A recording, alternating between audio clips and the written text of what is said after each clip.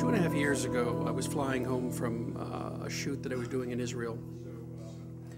And about an hour outside of LAX, I was coming to an awakening moment, if you will. And an idea literally sliced right through my mind, Billy the Young Years. Most people know the Billy Graham of the public eye, the minister, the advisor to presidents, world traveler, best-selling author, and decided that the story we wanted to tell was the untold story, which was Billy as a young man. One of the critical elements of this story is the conflict between atheism and Christianity.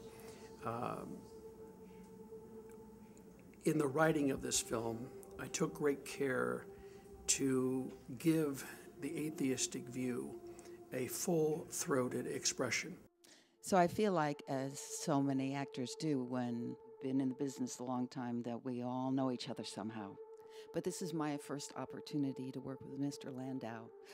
Marty is incredible, and I'm having an awful lot of fun playing the reporter, egging him on in the scenes. Several of us have polished and written the screenplay, and really it evolved with the director coming on board, with the cast coming on board, with new data coming on board, and then with the whole structural change of having Charles Templeton as he looked back on life. We set a high standard for talent. We did not want just a Christian for the sake of talent, so we went really for an objective standard. What we're trying to do is a film that will appeal to everyone, not a film that, I guess in Larry's words, he puts it, not a film that that's a lecture or a docudrama. We knew going in that finding Billy Graham, that is the character to play Billy, was going to be perhaps our most daunting challenge. We also did a national talent search for Billy and spent 3 months from New York to San Francisco to LA to Nashville looking for the right actor to play Billy, because that really was the key. You needed a young person who could play 17 to 30 and carry a movie. It was the eyes, Billy Graham's eyes. And that stuck with me as we were searching for the right person to play Billy.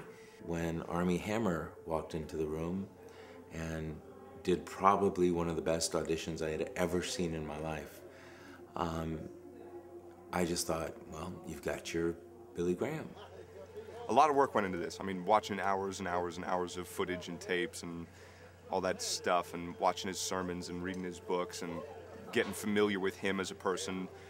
And then, but even more than that, there was a lot of spiritual work that went involved with it. There's a lot of biblical principles and a lot of spirituality that gets incorporated into this film, obviously, because it's Billy Graham.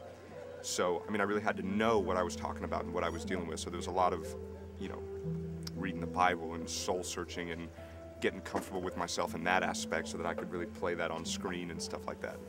The audience will come to really appreciate the depth of Armie Hammer's commitment to the gospel, the integrity of his life.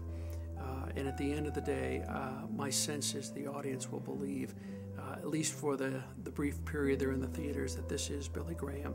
We decided to take Billy's story from the time he was on the dairy farm, through his trials and tribulations, through Bob Jones, through his other work at Wheaton, meeting Ruth, and finding his place in the world. And once we had the screenplay in some kind of fashion, we then went on the road and wound up in London at Marty's office. Once we decided it was a go situation and we were happy to jump in financially and creatively, we set about coming to Tennessee back in November, and Clark Gallivan, who is our line producer, put together a great bunch of people from all different departments that she's worked with in the past on different projects, and it's turned out to be a great crew. By the time I met with them, they'd already found Watertown as a primary location.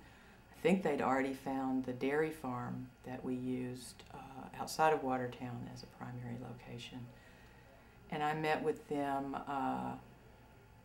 several different times as they, came and went from Tennessee, deciding to, when they were deciding if they were going to really shoot here. So it was kind of a lengthy pre-production process.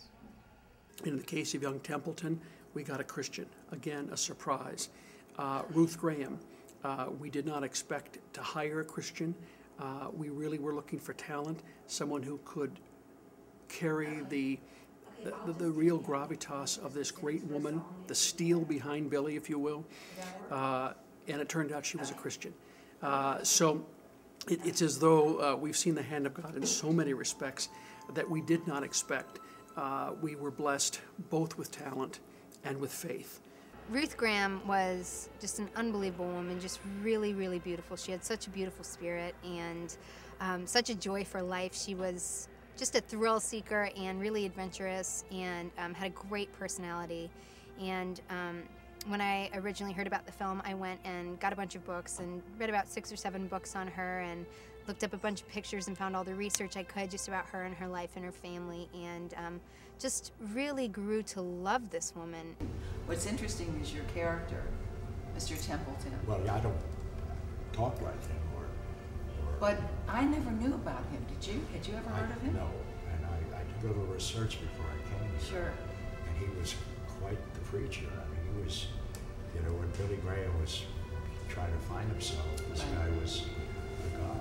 Right. Basically, my guy was a born-again Christian when he was 19 years old, became an evangelist, was preaching in Canada and northeastern America to about 40,000 people in the late 1930s and early 1940s, and was really set up to become the next D.L. Moody or the next Billy Sunday, and was, in the evangelical world, thought to be the next big guy what Billy Graham was to become. As Templeton looked at the devastation and the mayhem of World War II, out of that, he started asking the great questions of life. Billy, I'm at a crossroads. I have more questions than answers. At times I feel all alone with my doubts. Charles Templeton went to a theological seminary at Princeton, started asking the big questions, trying to find answers, and instead of coming to the simple conclusion that, you know, we've been given free will and, you know, you just choose God by faith and faith alone, Charles Templeton said, I don't buy it at all, and there is no God, and he became then this really loud sort of mouthpiece for agnosticism, and wrote a book about it, his farewell to Jesus or his farewell to God, and basically, you know, just became a really outspoken agnostic. Billy, the world has grown so much more complex just in the last 50 years. And people seeking the truth can no longer accept the simple rhetoric that you were raised with and preach with. When are you going to get that? That old-time religion, it's not good enough for me, and it's not good enough for you either, Billy. You know, they called him a hypocrite at the end, but Billy stood up for him. He wasn't a hypocrite. The fact that he couldn't do it anymore was very honest. And then, of course, you know, I love the ending here because there's a spirituality to it.